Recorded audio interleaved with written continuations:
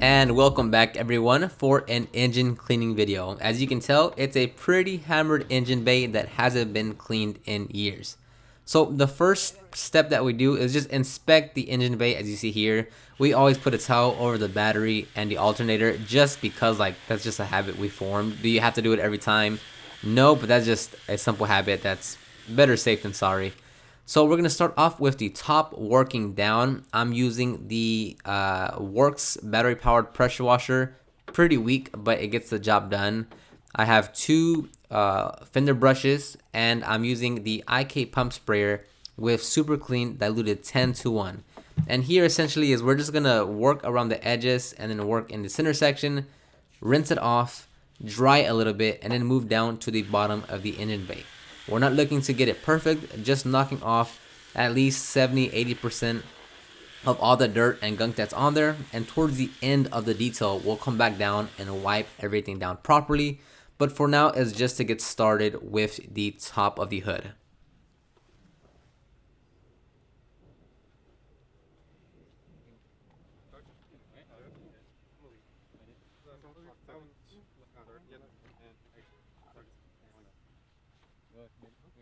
Now the weather was pretty hot, at least we were facing directly towards the sun, so we couldn't let anything dry on there for too long anyhow. And you'll notice that once we start cleaning the actual engine bay, we have to continually rinse down whatever we're cleaning so the cleaner doesn't dry onto the surfaces. So keep in mind, when you are cleaning just about anything on the vehicle, if it's too hot, you never let anything dry because it's just going to cause more work for you to do once you actually have to get back to it again.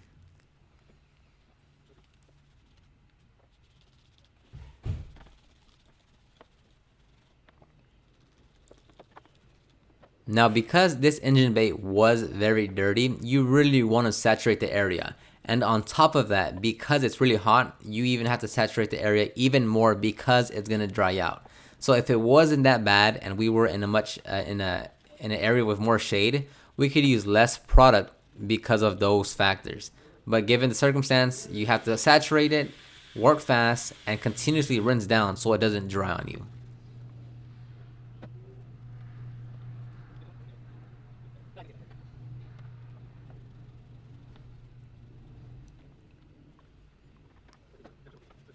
When you're working with any types of brushes, make sure that you're not going too aggressive where you're gonna break or dislodge or like anything that's gonna harm the engine in terms of all the wires and cables there.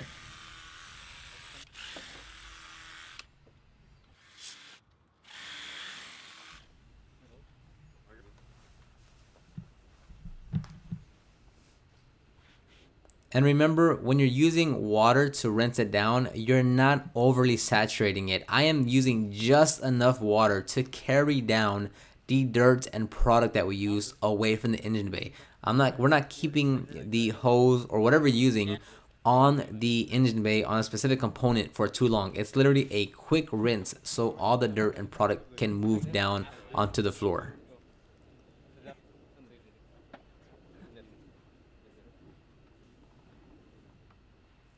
Now we're just using towels to get into all the detailed areas. We use the brushes like the Easy Detail brush, the Fender brush, the Detail Buddy brushes, which they'll all be linked down below to get a majority of the engine bay. But after a while, some of the brushes just can't reach into the areas that we need to clean. So we'll start using towels to really get in there in the tight spots that we need to. Again, going back to the condition and the heat, it was hard to clean very specific areas with the product and a brush just because it keeps on drying really quick. So where I was back there, I was reaching a towel into those very tight areas just because getting a cleaner and brush in there was taking too long given how hot it was.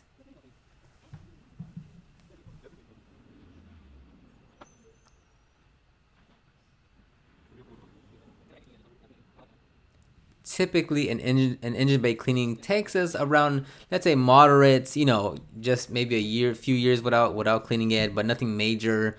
No, they didn't go off-roading or nothing exploded in the engine bay.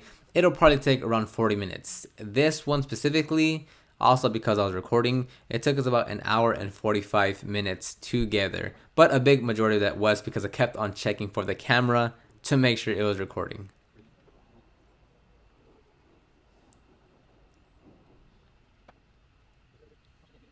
Now with such a dirty engine bay, you can stay there for hours and hours cleaning. And you really have to make a decision for yourself in your mind of how far you're going to take an engine cleaning. Because there's, you can there's going to be tiers to what you can actually do. Like let's say a tier 1, or let's say a tier 1 could be like surface level engine cleaning. And I'm not saying I do this, I'm not saying you do this. I'm just trying to give you an example. But a tier 1 could be like I'm just cleaning the top level surface. A tier 2 is okay, I'm gonna clean the top level surface, and then as far down as I can reach with my hand in the engine compartment. So like sticking your hand in and getting areas that you can kind of see but you don't really see. So tier 1, it's surface level, you can see everything on the engine bay. Tier 2 is everything on the surface and also getting into the areas that you can't really see but you know it's dirty. And then let's say there's a tier 3 where you're getting the top level surface that you can see. You include the tier 2 with the areas you can kind of see but not really, and then it also includes areas that you can't see at all. Now which one best fits your service and what you're offering, I don't know, that's up to you. But you have to make the decision and say, okay, I'm charging this much, the customer's expectations are these, should I go with like a tier 1 or a tier 3? Again, this is just a made up example, I don't have these tiers, nothing like that, but you have to have it in your head of like, you know, I can spend 4 hours here going as deep as I can in this engine compartment to clean out the smallest nooks and crannies and cables that no one can see, that you have to move around and bob around to see what cables I'm cleaning, but I can still clean it. So it's up to you to say, where am I drawing that line, right? What have I discussed with the customer? What do they want? What do they expect? What's the price that I'm charging? How long am I going to take? Because you can, if this is like a showroom, if they're entering it into a if they're entering it into a car show and they want to win a prize and it's like a tucked engine bay and it's on a whatever, then it makes sense to go all out if you're charging the right amount. But don't just do everything and keep on cleaning as much as you can just because there's dirt somewhere. You have to draw that line if you're doing this as a business.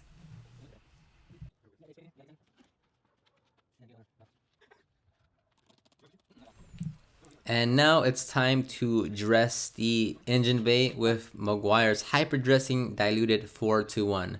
Now you can use a liquid form like this in a spray with a sprays nozzle and just completely saturate the area, which is what I always do. It's water based. The product I'm using is very affordable, especially because it's dilutable. So here I'm just gonna completely saturate all the plastic and rubbers. That way the runoff can cover all the nooks and crannies, and then I just need to come back with a towel, wipe everything down, and then a small brush to get a few areas here and there. Now if you use an aerosol can, that can also work, and if you have a lot of cables and just tight areas that you have to cover, then it is a lot more helpful to use an aerosol can. The only drawbacks is that you might have to buy quite a few because you can run through them really quick depending on the engine and how much you want to dress. And because it's so easy to dispense out of the can, it can go by really quick. So if you want to primarily use aerosol cans, you have to buy it like in a bulk. That way you always have some on hand, because if you don't, then you're out of luck and you have to go with your next option might be a spray like I do. One thing I don't recommend is to use a gel as the dressing, just because that at that point it's a lot more cumbersome and a lot more complicated to get it into all the tight areas as compared to using either an aerosol can or a liquid form like me on a spray trigger.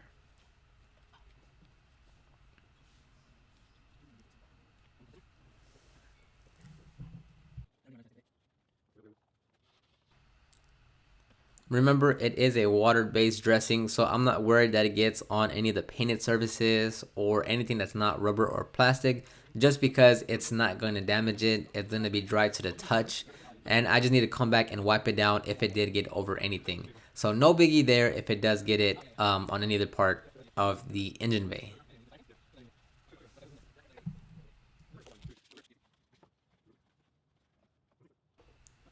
And all those foam brushes that I'm using, that one and the other squared one, I actually never used that to dress the engine bay. I just had it on hand and I was wondering if it would really help us dressing the engine bay, and it didn't, so we're not going to use it again. But I just wanted to see if it really helped in any way, and just going back with a regular bristle brush was good enough to get into all the tight nooks and crannies along the engine bay.